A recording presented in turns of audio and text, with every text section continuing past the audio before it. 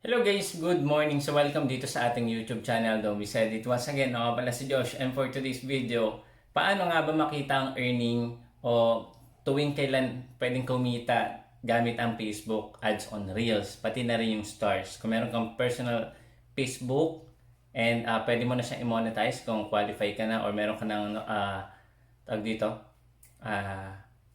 request na Facebook na pwede mo i-monetize or tawag dito is invite ni Facebook. Pwede ka na ma-monetize gamit ang yung personal Facebook and yung mga pages mo. So, paano nga ba siya makikita? So, nandito ako ngayon sa aking personal Facebook. So, dito is in-apply na natin ito sa mga previous videos ko. Kung hindi pa napapanood, panoorin mo lahat yan. Nandiyan yan sa playlist natin. Okay? So, ngayon, ituturo sa inyo paano nga ba makita. Mabilis ang tutorial lang to. Kung may earnings ka na ba sa iyong sa mga videos na pinost mo. Okay, so nandito na tayo sa aking Facebook personal dashboard. Ang gagawin mo guys is punta ka sa personal dashboard. And then mula dito guys, meron ditong ads on Reel, stars, saka payout. Okay, so kung gusto mong malaman yung mga simpleng questions about dito kay Facebook, punta ka sa payout, pakita ko lang sa inyo paano. And then meron ditong question mark. Nandito yung mga usual questions natin. Paano ba mag-start ng payment? Pero ituturo ko sa inyo yan isa-isa sa susunod ng mga videos natin. Actually, meron na ako niyan.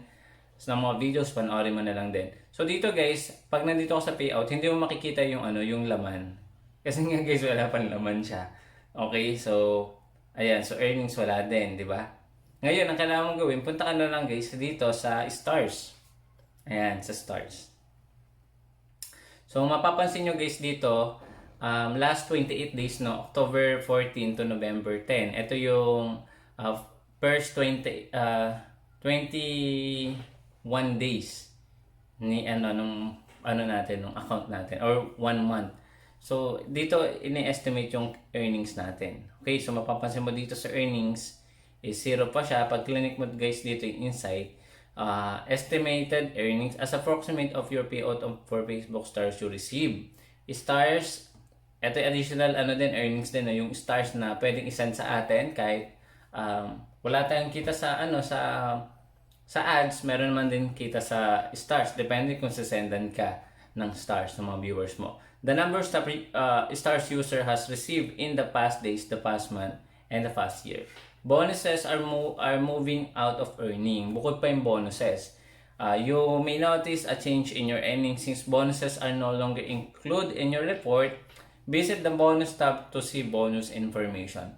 Bukod pa guys, stars and sa ads on Reels, binibigyan tayo ng bonus ni Facebook kapag meron na tayong sa kanya, invitation. So meron usually $100.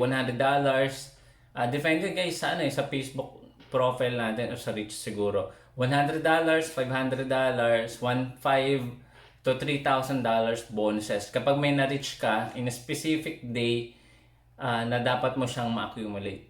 Okay, so bukod pa doon, so talaga malaki yung earnings kay Reels. Depende guys talaga kung sikat ka or sobrang daing nanonood sa mga Facebook Reels mo. So dito mo lang makikita yun guys, no? So, yun, sa stars, parehas lang naman. And then click mo guys dito yung yung may see all. Mapapansin mo guys dito October 14 to November 10. Tapos yung next naman September 16 to October 13. So ito yung previews. Then yung pinaka-latest natin October 10. So 0 earnings tayo. So baka naman guys na panoorin, huwag niyo skip yung mga ads natin dyan para at least makaintay kahit paano. So yun lang guys, para makita yung earnings dito kay Facebook Reels. So, ganoon lang guys, tiyagaan lang. So, mag-post lang kayo ng mag-post ng mga original content videos. Iwasan yung mga copyright music. Iwasan mag-take ng mga yung mga hindi sa ating videos na para mas mabilis tayong ma-monetize. At the same time, mas tumaas yung engagement and yung natin, yung earnings natin. Kung mas original yung content, syempre, mas maiwasan natin hindi tayo ma-demonetize ni Facebook. Yun lang guys.